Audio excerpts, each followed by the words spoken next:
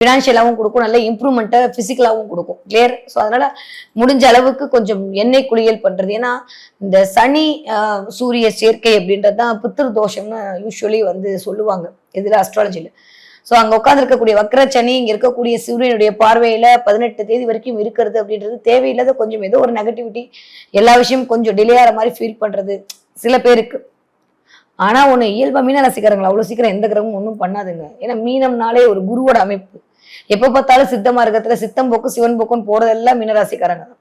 ஏதாவது ஒரு கடவுளை பிடிச்சிக்குவாங்க. நாட் ஓன்லி சிவன், ஏதோ ஒரு கடவுளை அவங்க கெட்டியா பிடிச்சிப்பாங்க. அந்த கடவுள் எப்ப பார்த்தாலும் அவர்களுக்கு அருள் புரிஞ்சுக்கிட்டே இருப்பாரு, மற்றவங்களுக்கு எல்லாம் கடுப்பா ஆகும். அந்த மாதிரி மீனராசிக்காரர்கள் சிக்கனை பிடித்தேன்னு ஒரு கடவுளை பிடிச்சிட்டு இருக்கும் போது அவர் இருக்கும்போது வேற எதை பத்தி கவலை பண்ணும். குலதெய்வத்துடைய ஆசை அல்டிமேட்டா இருக்கு. ஐயோ குலதெய்வம் கோயில் போக முடியலையே, ஐயோ குலதெய்வத்தை கும்பிட முடியலையே நீங்க யோசிச்சா கூட எதுக்குப்பா நீ அதெல்லாம் கஷ்டப்படுற, வீட்லயே ஏத்து நான் வந்துறேன்னு உங்க வீட்டுல உட்காந்துக்கிறதுக்கான வாய்ப்பெல்லாம் இந்த தடவை கண்டிப்பாக இருக்க முடியும். அப்படின்னா இந்த தீபாவளி அன்னைக்கு வரக்கூடிய குபேர பூஜையை வழிபாடு பண்ணுங்க. மீனராசிக்காரர்கள் பணம் அப்படின்ற விஷயத்துல வரக்கூடிய தடை தாமதம்லாம் போகும். ஆனா ஒண்ணு, ஜென்மத்துல குரு இருக்கும்போது ஜென்மத்துல சனி இருக்கும்போது ஒரு மாதிரியான நிகழ்வுகள்லாம் உண்டாக்கலாம். ஜென்மச்சனி வரும்போது ஜெயிச்சவன் தான் நிறைய பேர் மீனராசிக்காரங்க இந்த தடவை ஜெயிக்கிறதுக்கு தான் பிறந்திருக்கீங்க.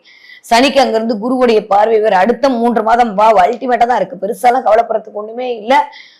பயங்கரமான டிரான்ஸ்பர்மேஷன் நடக்கக்கூடிய அமைப்பாகத்தான் இருக்கு. உடல் ரீதியாகவும் சரி, மன ரீதியாகவும் சரி, ஆன்ம ரீதியாகவும் சரி, இந்த தடவை டிரான்ஸ்பர்மேஷன் நடக்கிறதுக்கான வாய்ப்புகள் இருக்கு.